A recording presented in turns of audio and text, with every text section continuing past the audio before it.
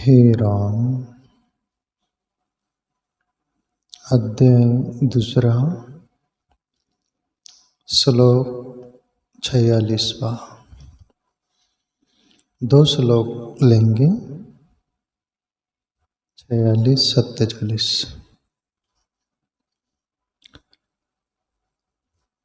यावानार्थ उत्पाने सर्वतः संप्लुतोद्गे तावान् सर्वेषु वेदेषु ब्राह्मणस्य विजानता। सब ओर से परिपूर्ण जलाशय के प्राप्त हो जाने पर छोटे जलाशय में मनुष्य का जितना प्रयोजन रहता है, ब्रह्म को तत्व से जानने वाले ब्राह्मण का समस्त वेदों में उतना ही प्रयोजन रह जाता है। अर्जुन से प्रभु श्री कृष्ण बोल रहे हैं।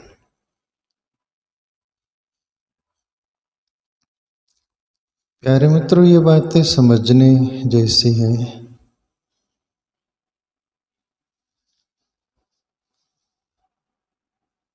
जैसे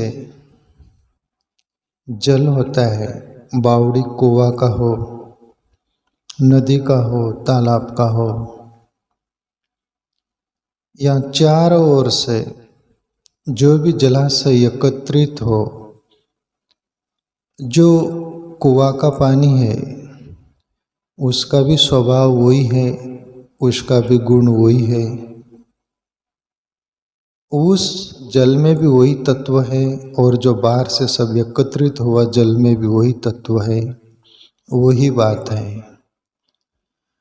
वैसा ही ब्रह्म ज्ञानी महापुरुष,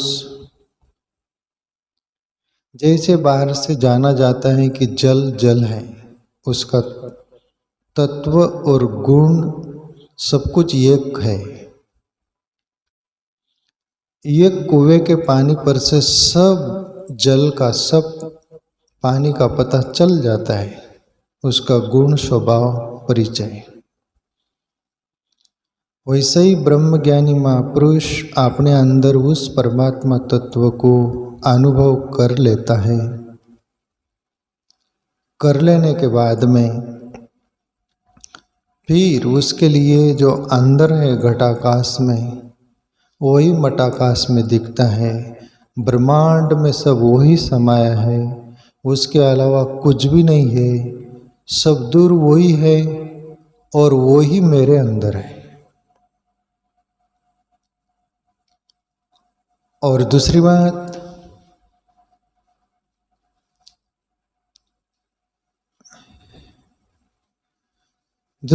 वेद शास्त्रों की भी बात बोली गई।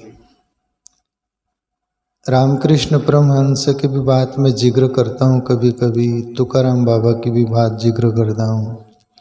तुकाराम बाबा से भी बोले कि आप जो बोल रहे हैं तो वेद शास्त्रों में सब बातें हैं, आप कहाँ से इतना वेद शास्त्र सब पढ़ रखे हैं क्या?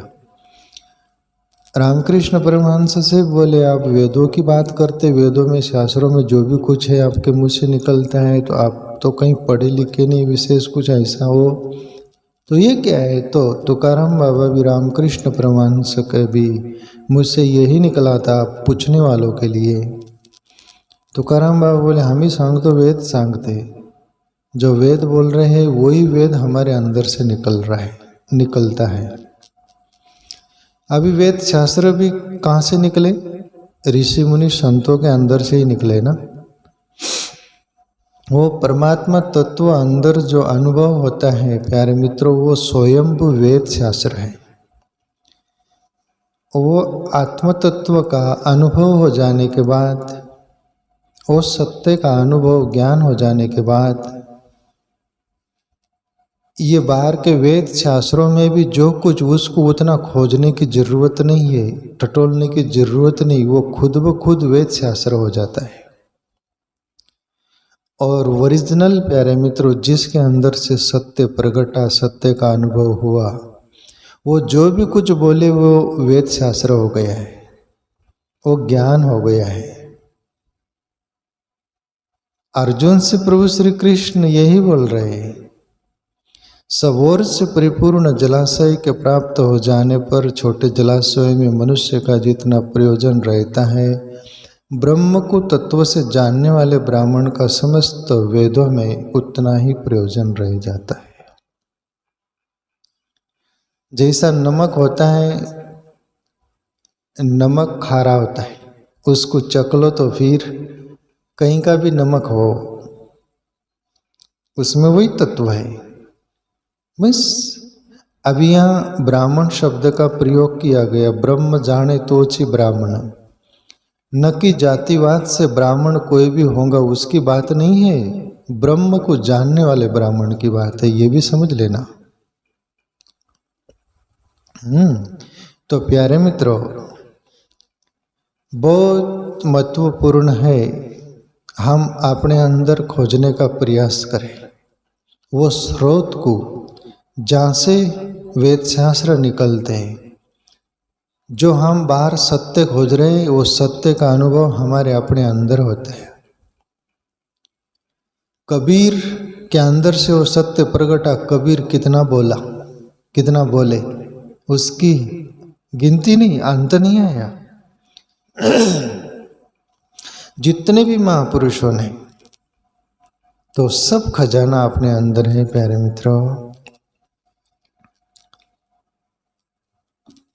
दूसरा सूत्र, कर्मण्येवाधिकारस्ते मा फलेषु कदाचन मा कर्म फल हेतुर्भूर्मा ते संगो आस्तव कर्माणि। अर्जुन, तेरा कर्म करने में ही अधिकार है, उसके फलों में कभी नहीं, इसलिए तू कर्मों के फल का हेतु मत हो तथा तेरी कर्म न करने में भी आसक्ति न हो। आप प्रभु श्री कृष्ण आगे की बात बोल रहे कर्म पर। गीता में कर्म योग भी है, भक्ति योग है, बहुत प्रकार के योग है, ध्यान योग है, सब उसमें कर्म के लिए बोल रहे प्रभु श्री कृष्ण। कर्मण्येवाधिकारस्ते मा फलेषु कदाचन। अर्जुन, मनुष्य मात्र के लिए कर्म करने का अधिकार है, वो कर्म करे, फल की फिक्र छोड़ दे। आप जो भी कर्म करोगे उसका फल सुनिश्चित है, और ये अटल सत्य है। कर्म प्रदान विश्व करी राखा, जो जस करई तस फल चाहे, रामायण की चौपाई है। कर्म ही मूल आधार है हमारा, जन्म मरण का भी और जन्म का भी। कर्म से ही रील बनती है, कर्म से ही प्रारब्ध बनता है, कर्म से ही तुम अपन ये दुनिया में आते हैं और जीते हैं। हर कोई व्यक्ति अपना कर्म प्रारब्ध लेकर आता है। फिर कर्म किस अंदाज के है, किस ढंग के है, तो कर्म करना चाहिए मनुष्य को, उसका फल की आकांक्षा छोड़कर। फल सुनिश्चित मिलेगा, मिलना सुनिश्चित है। प्रभु श्री कृष्ण दूसरी बात बोल रहे कि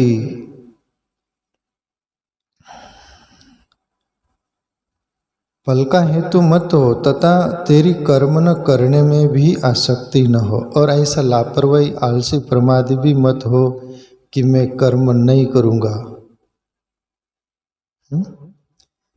तेरी जो फर्ज है तू कर्म कर। और प्यारे मित्रों, कर्म से ही आदमी मान बनता है, कर्म से ही मनुष्य हीन बनता है, कर्म से ही कीर्तिवान बनता है, कर्म से ही आप कीर्तिवान बनता है, कर्म से ही मान सम्मान पाता है, कर्म से ही अपमान का घुट पीता है, कर्म से ही उसको लोग मानते, याद करते, उसका गुणगान गाते हैं। कर्म बहुत बड़ा महत्व रखता है जीवन में। प्रभु श्री कृष्ण बोले, अर्जुन, जो तुम्हारी फर्ज है, जो तुम्हारे सामने है, वो कर्म, उसको बिना लापरवाही के आप करिएगा। अर्जुन से ही बोल रहे, ये मत भूल कर लेना, अपन सबके लिए मार्गदर्शन है। कुछ दुनिया में ऐसे निठल्ले लोग होते हैं, कर्म को साइड कर देते हैं। मैं बार बार ये शब्द का प्रयोग करते रहता हूँ, अल्लाह भर दे डल्ला, पर अल्लाह भी बोलता है, बोले थोड़ा हाथ पैर तो हल्ला। या फिर किसको क्या मिलता है बताओ? ऐसा कोई दाखला है किसी को बिना कुछ किए मिलता है? प्रभु श्री कृष्ण भी गीता में बोले, अर्जुन मुझे तीनों लोकों में कुछ पाने की इच्छा नहीं, या मेरे लिए असंभव नहीं, मेरे लिए कोई कर्म नहीं, फिर भी मैं कर्म करता हूँ दुनिया के लिए भी। मैं नहीं करूँ तो वैसे ही दुनिया निठल्ली आलसी प्रमादी है, वो कुछ करेंगे ही नहीं। इसलिए जो ग्रेट मान लोग होते हैं ना, वो पहले सामने रख देते हैं। तो कर्म इतना महत्व रखता है प्यारे मित्रों। मैं यहाँ पर एक छोटा सा दृष्टांत लेना चाहूँ, ये सूत्र पर, कर्म पर है। एक किसान था, आलसी प्रमादी। उसके बाप दादों के हाथ की संपत्ति बहुत थी, खेती बहुत थी, धन बहुत था, सब कुछ था, और उसकी पैदाइश जन्मजात आलसी प्रमादी से भरा हुआ था। दादा माँ बाप सब कुछ मर गए उसके, वो था, उसके हाथ में सब संपत्ति थी और आलसी की तरफ पड़ा रहता, निठल्ला, कर्म नहीं करता और कर्म की तरफ ख्याल भी नहीं देता। इतनी धन संपत्ति थी, धीरे धीरे जीरो होने लग गई, भिखारी होने लग गया, और मन में आने भी लग गए विचार कि हुआ क्या, हो रहा है क्या, अब ये सॉल्व कैसे हो गए, विचार आने लगा। उसका एक मित्र था, वो उसके पास आता है और देखता है स्थिति परिस्थिति और बोलता है, मित्र इतना धन संपत्ति थी सब, आप तो कंगाल हो गए लगता है, पर मैं आपका मित्र हूं, आपको एक युक्ति बताता हूं। आप कर्म के प्रति लापरवाही हो गए, इसलिए ये सब हुआ है, तो मैं एक युक्ति बताता हूँ। वो बोलते ना, डूबते हुए कि तिनके का सारा उदास था। वो बोले कि मित्र आप जो बताओगे वो मैं करूँगा। क्यों? मैं देख रहा हूँ जीवन शून्य हो गया है, जो भी बोलोगे वो मैं करूँगा। वो उसका मित्र बोलते हैं कि मित्र, हंस एक पक्षी होता है, मानसरोवर में रहता है, पर इस पृथ्वी पर वो सुबह से आता है। जो एक पक्षी नहीं जागते उसके पहले वो जाग जाता है और यात्रा पर निकल जाता है, और इस पृथ्वी पर कहीं भी काने कोपरे में किधर भी आ सकता है वो पक्षी हंस। उसको जो भी देख लेगा, उसकी सभी मनोकामनाएं, पूरी इच्छाएं जो है वो सब पूरे हो जाते। बोले आलसी लापरवाही मनुष्य को ये नुकसान तो बहुत इंपॉर्टेंट रहता है। फ्री का कुछ भी मिल जाए इतना तो भर कर सकते हैं। वो राजी हुआ कि मित्र मैं करूंगा जरूर। 10-11 बजे उठा करता था वो, तो ये मित्र की